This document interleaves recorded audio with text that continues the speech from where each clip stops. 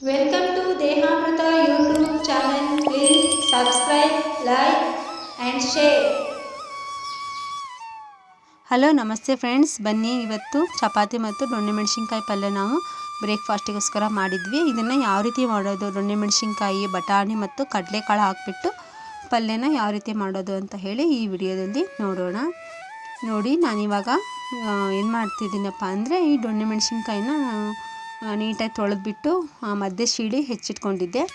ಅದಕ್ಕೆ ನಾನು ಏನು ಮಾಡ್ತೀನಪ್ಪ ಅಂದರೆ ಮಸಾಲೆನ ತುಂಬಿಟ್ಟು ಯಾವ ರೀತಿ ಪಲ್ಯ ಮಾಡೋದು ಅಂತ ತೋರಿಸ್ತೀನಿ ಫ್ರೆಂಡ್ಸ್. ಅದು ದೊಣ್ಣೆ ಮೆಣಸಿನ್ಕಾಯಿ ಅಂತಾರೆ, ಕೆಲವೊಬ್ಬರು ಹೊಟ್ಟೆ ಮೆಣಸು ಅಂತಾರೆ. ಅದನ್ನು 4 ಭಾಗದಲ್ಲಿ ನೀಟಾಗಿ ಹೆಚ್ಚಿಬಿಟ್ಟು ಅದ್ರ ಮಧ್ಯೆ ಇರೋ ಬೀಜನ ರಿಮೂವ್ ಮಾಡಿಬಿಟ್ಟು ಮಾಡ್ತಾರೆ.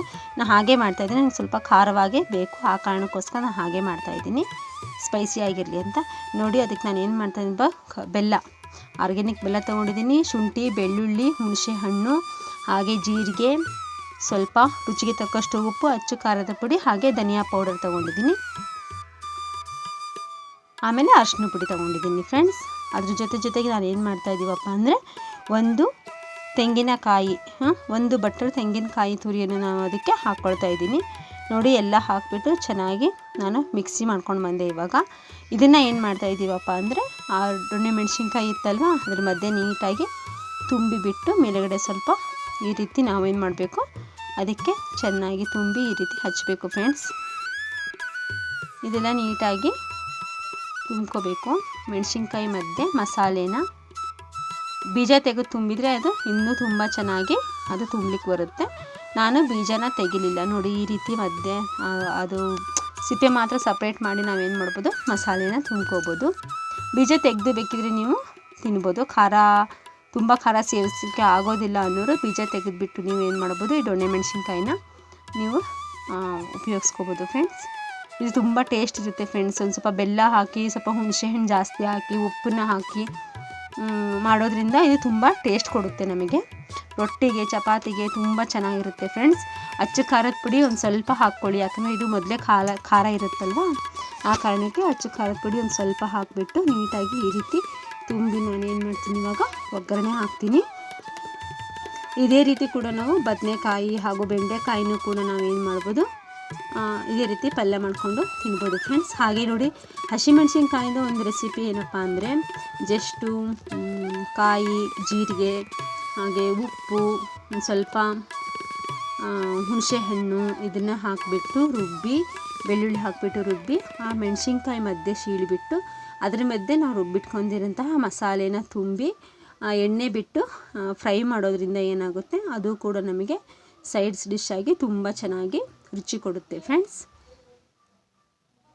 ಅಷ್ಟೇ ಅಲ್ಲದೆ ಇತ್ತೀಚೆಗೆ ನನಗೆ ವಿಡಿಯೋ ಮಾಡಿ ಹಾಕಲಿಕ್ಕೆ ತುಂಬ ಗ್ಯಾಪ್ ತೊಗೊಂಡಿದ್ದೀನಿ. ನಾನು ಹಿಂದಿನ ವಿಡಿಯೋದಲ್ಲಿ ಹೇಳಿದ ಹಾಗೆ ಅಮ್ಮನಿಗೆ ಆಪ್ರೇಷನ್ ಆದ ಕಾರಣಕ್ಕೆ ನನಗೆ ವಿಡಿಯೋ ಮಾಡಿ ಹಾಕಲಿಕ್ಕೆ ಸಮಯ ಸಿಗ್ತಾ ಇಲ್ಲ.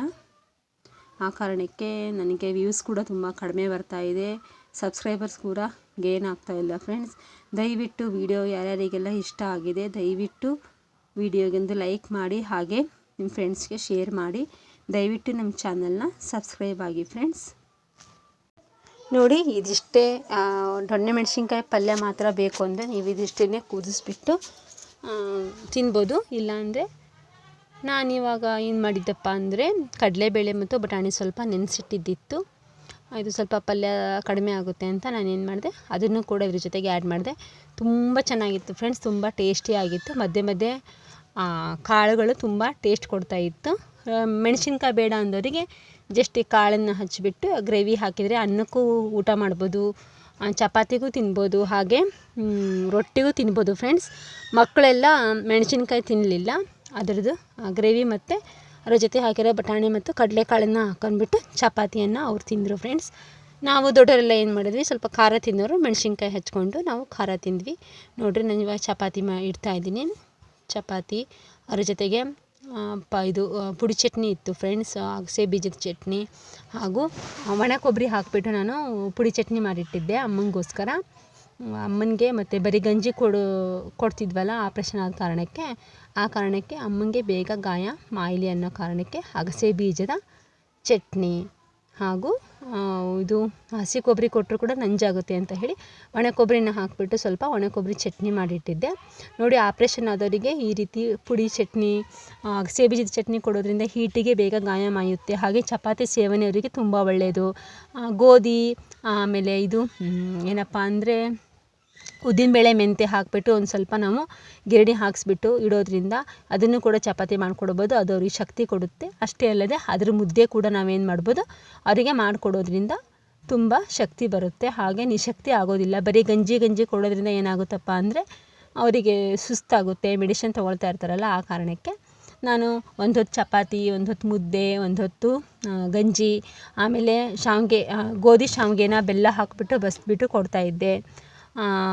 ಆಮೇಲೆ ಶಾವಿಗೆ ಉಪ್ಪಿಟ್ಟು ಮಾಡಿಕೊಡ್ಬೋದು. ಹಾಗೆ ಒಣಮೆಣ್ಸಿನ್ಕಾಯಿ ಹಾಕಿದ್ದು ಉಪ್ಪಿಟ್ಟು ಮಾಡಿಕೊಡ್ಬೋದು. ಕಡಲೆಬೇಳೆ ಕೊಡೋ ಹಾಗಿಲ್ಲ. ಈ ರೀತಿ ನಾವು ಅವರಿಗೆ ಪಥ್ಯ ಆಹಾರವನ್ನು ಕೊಡ್ತಾಯಿದ್ದೀನಿ ಫ್ರೆಂಡ್ಸ್.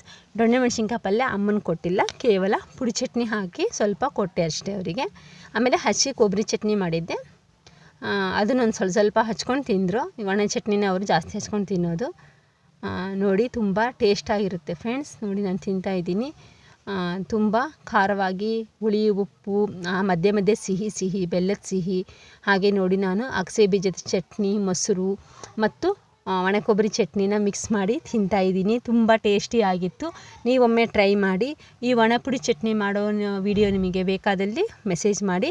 ಒಣಪುಡಿ ಚಟ್ನಿ ಯಾವ ರೀತಿ ಮಾಡೋದು ಅಂತ ನಾನು ನಿಮಗೆ ತೋರಿಸ್ಕೊಡ್ತೀನಿ. ಆಲ್ರೆಡಿ ಒಣ ಕೊಬ್ಬರಿ ಚಟ್ನಿ ಯಾವ ರೀತಿ ಮಾಡೋದು ಅಂಥೇಳಿ ತೋರಿಸಿದ್ದೀನಿ. ಅಗಸೆ ಬೀಜದ ಚಟ್ನಿ ವಿಡಿಯೋ ಬೇಕು ಆದರೆ ಕಾಮೆಂಟ್ ಮಾಡಿ. ದಯವಿಟ್ಟು ಸಬ್ಸ್ಕ್ರೈಬ್ ಆಗಿ ಲೈಕ್ ಮಾಡಿ. Thank you so much.